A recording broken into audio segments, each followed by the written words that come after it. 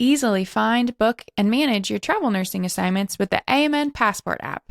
Download today. I wanted to go through identifying bad habits that you Mm, replace.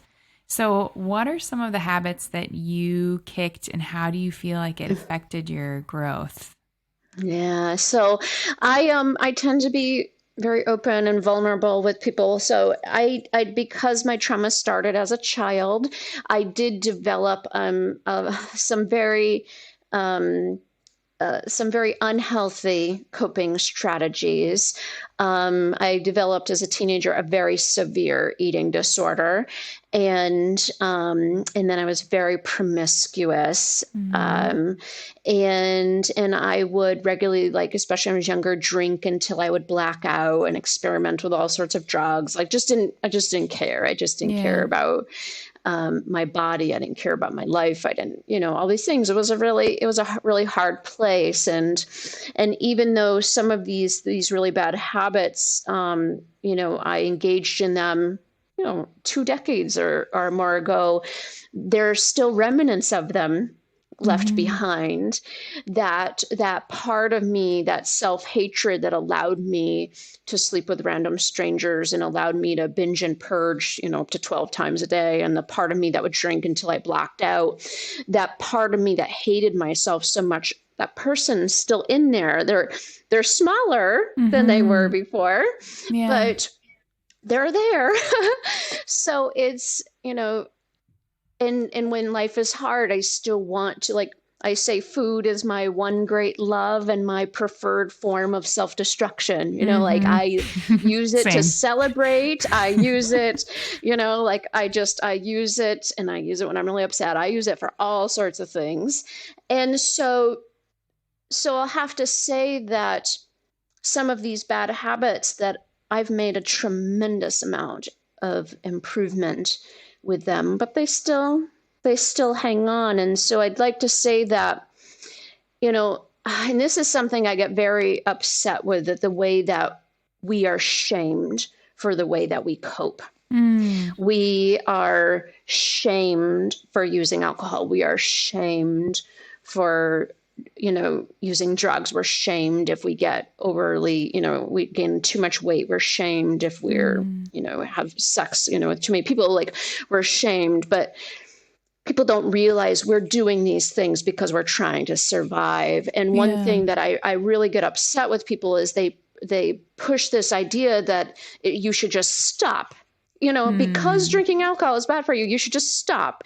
Because eating until you feel like your stomach's going to explode is bad for you, you should stop. But it just doesn't work like that. I mean, Yeah. the reality is that every thought, behavior, habit we have because it served us in some way. Hmm. So drinking alcohol, using drugs, having sex, over exercise, overworking, all of these things, even though they may harm us in some way, we keep doing it because it's worked in some Hmm. way. So because it's worked, we can't just stop. And Yeah. that's the first thing I want to make sure people understand, is because I get people all the time that are so hard on themselves because they can't kick a bad habit, Hmm. or that they kicked it for a while and it came back. And I'm hard on myself sometimes for that. But the reality is, we started the habit, because it worked in some way. We kept it because it worked some way, and we revert to it sometimes because it used to work and Yeah. it's a known quantity. And so that's the first thing. If you understand that you have habits that you would like to no longer have anymore, it's not about just cold turkey stopping Hmm. them. It's not so easy. Like sheer willpower, you will never be successful, because if you do that without really, like, some people think that they automatically just stop things, but not realizing they always end up replacing it with Hmm. something else. We always have to Hmm. replace a bad habit. It's not about just stopping it. And so I really encourage people to be purposeful in what they're replacing their habits with. It's like, some people will stop smoking, but then they end up with a sugar addiction. Yeah. They're just trading one habit for another. And so knowing that you're turning, so if you say, okay, I want to stop.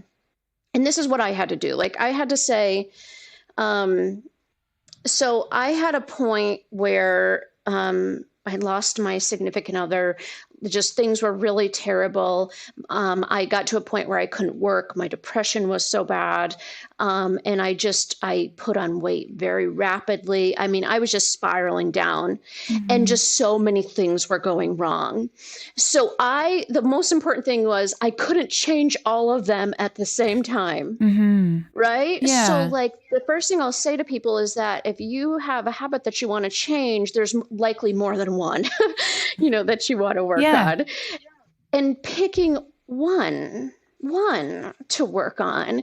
And that's what I did. I knew that food was too big for me. Like at that point, I was not even 30 years old yet and was morbidly obese. I had high cholesterol and sleep apnea. And my doctor was like, you have to get the weight down.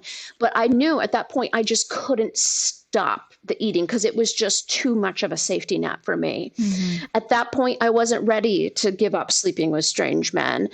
I just wasn't ready. And again, people may not agree. I just couldn't. I knew at that point I couldn't. Sure. So I said, what is something that I can do that will make improvements in these areas of my life, but, not be so heavy, not be so big. So I chunked it up. And I knew that the first thing that I could do was start walking. I may not be able to change what I'm eating right now, but I can change my level of activity because at that point I wasn't doing any exercise. So I said, okay, I know my health is an issue. What is one facet I can target? So I started committing to walking. And so I would set goals for myself. I'd say, okay, Stephanie, you're going to walk at least 10 minutes today. You're going to walk at least 15 minutes today, whatever it is. And I work up to it until I had a habit. Well, the reality is that once you start doing something that's good for yourself, like good for you, you're going to start feeling better. So when you start feeling better, you're going to feel more resourceful. You're going to feel more optimistic, more hopeful. And that's what happened to me.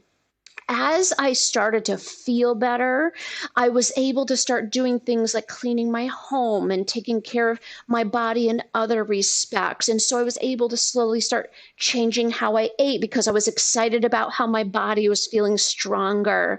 And so I started eating a little better. Didn't change it overnight, but I started making incremental improvements. And then as I started to feel better in my body, and I just started feeling more hopeful about my future, then I didn't need a man to be able to then prove my self-worth. So everything started to snowball. Of course. And so that's what I encourage people. You don't have to do everything at once. You don't have to do it all at once. You pick one area of your life to work on first, and then one small facet of your life. And that's it. Not even the whole area. So if your health is suffering, you need to change your sleep, your exercise, your diet, your emotional health, please do not try to do them all at once. Like pick one that's going to be workable. And as you start making improvements, the others will fall in line.